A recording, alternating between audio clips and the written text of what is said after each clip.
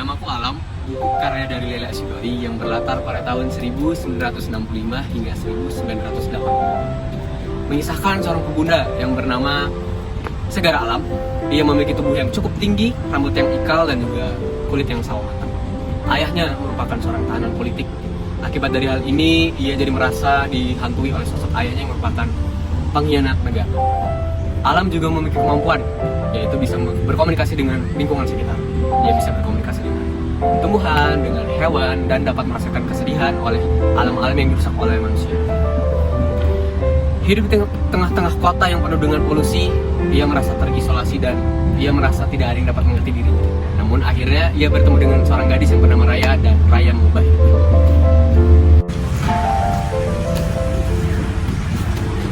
Kehidupan alam di kota besar yang dipenuhi dengan kebisingan dan polusi membuatnya semakin gelisah.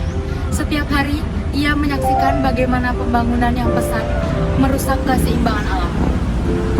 Pohon-pohon ditebang, burung-burung kehilangan tempat tinggal, dan udara dipenuhi dengan polusi. Alam bisa mendengar jeritan sunyi dari makhluk-makhluk ini, dan hatinya terluka melihat penderitaan mereka. Namun, orang-orang di sekitar tampak tak peduli. Mereka hanya fokus dengan kehidupan pribadi dan sering mengabaikan bagaimana menjaga lingkungan. Di sekolah, Alam bukanlah anak yang populer. Ia sering duduk sendirian, tenggelam dalam pikirannya, mendengarkan suara-suara yang hanya ia bisa mendengar.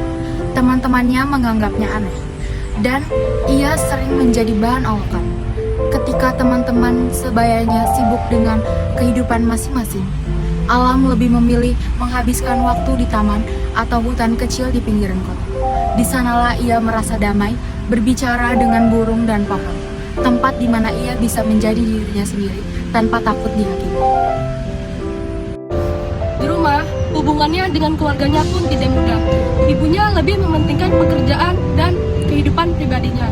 Ibunya tidak mengerti mengapa Alam begitu tertarik kepada hal-hal yang ibunya anggap tidak penting. Ibunya lebih menyuruhnya fokus ke pendidikan dan masa depannya. Alam merindukan seseorang yang bisa memahaminya, seseorang yang bisa melihat dunia dari perspektif yang sama dengannya.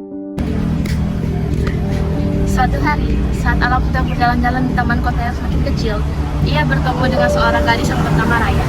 Raya adalah sosok anak perempuan yang suka menghabiskan waktunya di alam. Namun bukan berarti ia memiliki kemampuan seperti Alam. Ia hanya merasa tenang dan saat berada di tengah-tengah pepohonan. Raya adalah sosok yang ramah dan penuh perhatian. Dan dari pertemuan ini, Alam mulai merasa adanya harapan. Untuk pertama kalinya, ia merasa ada seseorang yang bisa mendekati dunianya, meskipun tidak sepenuhnya mengerti. Raya tidak mengetahui kemampuan spesial Alam, tapi ia bisa melihat bahwa Alam memiliki hubungan yang sangat mendalam dengan alam.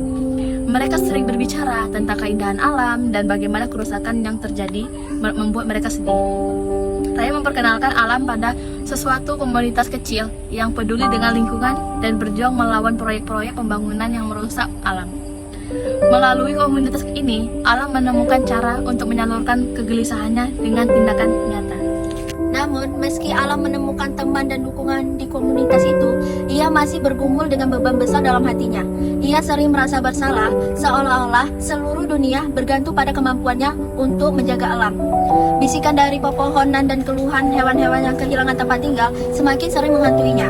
Alam berada di persimpangan antara menjalani kehidupan sebagai anak biasa atau menerima takdirnya sebagai penjaga alam.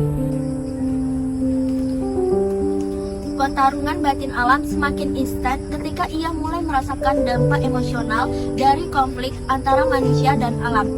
Pada suatu malam, Alam bermimpi bertemu dengan sosok misterius yang mengakui perwujudan dari alam itu sendiri.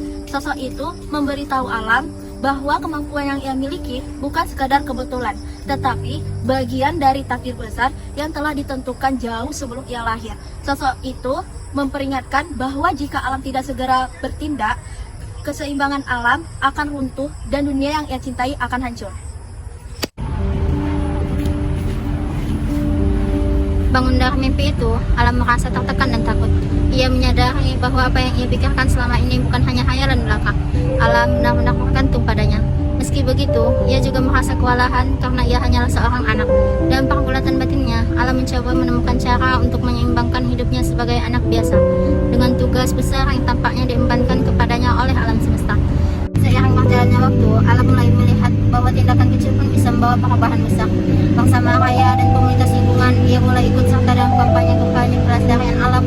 Mereka menanam pohon, membersihkan sungai, dan mengedukasi masyarakat tentang pentingnya menjaga lingkungan. Meski tantangannya besar, Alam belajar bahwa dirinya tidak perlu melakukan semuanya sendiri. Dengan bekerja sama orang lain, ia bisa membuat perbedaan.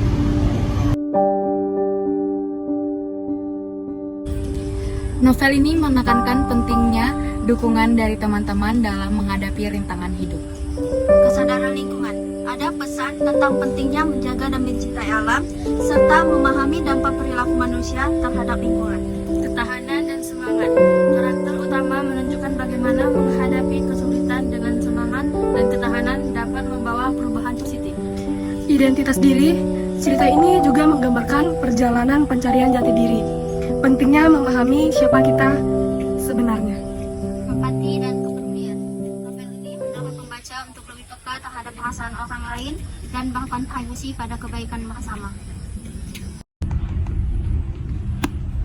Novel ini tidak hanya menyajikan cerita fantasi tentang seorang anak dengan kemampuan istimewa, tetapi juga menggambarkan perjuangan untuk menjaga alam di tengah dunia yang sedang kacau. Alam dengan segala kekuatan dan kelemahannya menjadi simbol harapan bagi pembaca untuk terus berjuang melindungi lingkungan. Namaku Alam adalah cerita yang mengingatkan kita bahwa meski kita mungkin merasa kecil di hadapan masalah yang besar, setiap langkah kecil yang kita ambil dapat membawa perubahan nyata untuk masa depan yang lebih baik. Terima kasih untuk teman-teman yang sudah menonton video dari kelompok kami. Sekian. Wassalamualaikum warahmatullahi wabarakatuh.